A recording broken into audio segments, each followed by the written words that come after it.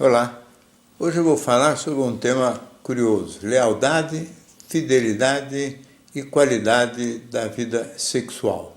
Isto responde, na realidade, a alguns e-mails que eu tenho recebido, e um em particular de uma moça que diz o seguinte, que tem ouvido eu falar e outras pessoas falarem o fascínio que as pessoas têm, ou os homens e as mulheres têm, por parceiros cafajestes, parceiros não muito confiáveis, o fascínio que as pessoas têm por aqueles que vamos dizer, não geram segurança e que deixam a pessoa ameaçada permanentemente, e que isso desenvolve uma espécie de desejo erótico, de reconquista permanente, e que acaba de gerar, por gerar uma estimulação,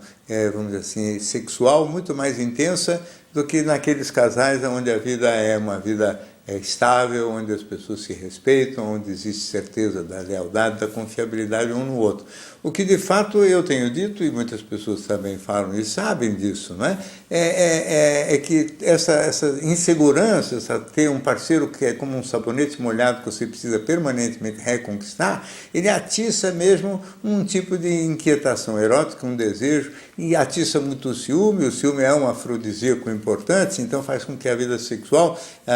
seja muito rica dentro de uma relação afetiva tormentosa, cheia de conflitos, brigas, incertezas e inseguranças. Também é fato que quando a vida é harmoniosa, quando o clima de ternura é um clima que prevalece justamente nas relações onde as duas pessoas são leais, são confiáveis, são legais, às vezes o erotismo vai para segundo plano, porque a ternura em certos momentos aparece como muito mais estimulante, muito mais gostosa, muito mais agradável mesmo do que o erotismo, do que o desejo sexual. O desejo também diminui na medida em que a gente tem a certeza um do outro, porque o desejo subentende justamente alguma coisa que está fora da gente e que a gente tem a sensação de não possuir. E na medida em que a gente tem a ideia de posse, ou de que o outro realmente é parte da gente e a cumplicidade se estabelece de uma maneira bastante sólida e consistente, o desejo fica muito arrefecido. Então ele se torna, talvez até próximo daquilo que seria o impulso erótico natural, ou seja,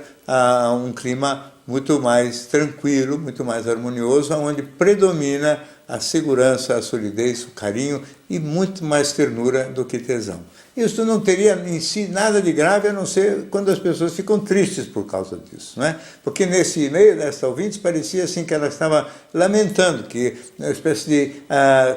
o mundo contempla as pessoas de mau caráter, não é? Contempla com um erotismo mais intenso. Essa ideia do erotismo mais intenso como uma grande contemplação, uma grande vantagem, é também duvidosa. Mas, de todo modo, o fato é que nos casais onde existe essa confiança, essa lealdade, também existe uma vida sexual rica, e ela pode se dar por dois caminhos. Um caminho é o de você conseguir construir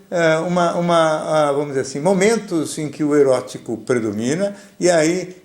uma consciência do casal de que o caminho do erotismo não passa obrigatoriamente pelo mesmo caminho da ternura, não é o mesmo canal, então quase que tem que mudar de canal para um outro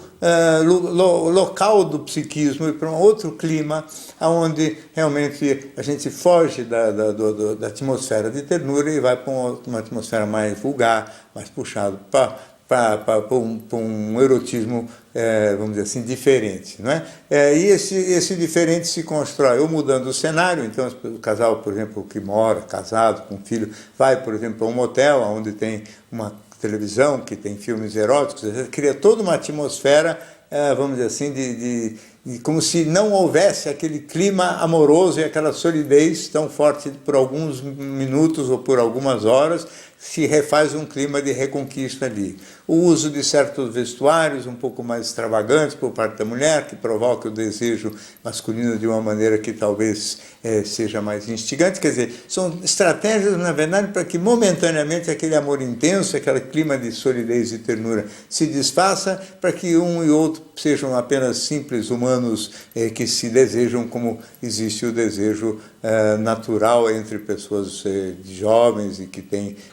sempre acharam graça fisicamente um no outro, etc. Quer dizer, recriar um clima de erotismo, vamos dizer assim, como se fosse uma ilha ou um oásis dentro de um clima mais romântico, e isso funciona perfeitamente bem, e os casais se divertem magnificamente, e depois que termina aquela experiência erótica, evidentemente, quando depois do gozo as pessoas abrem os olhos e encontram ali o seu parceiro amado e querido, isso aqui é uma satisfação enorme que talvez não exista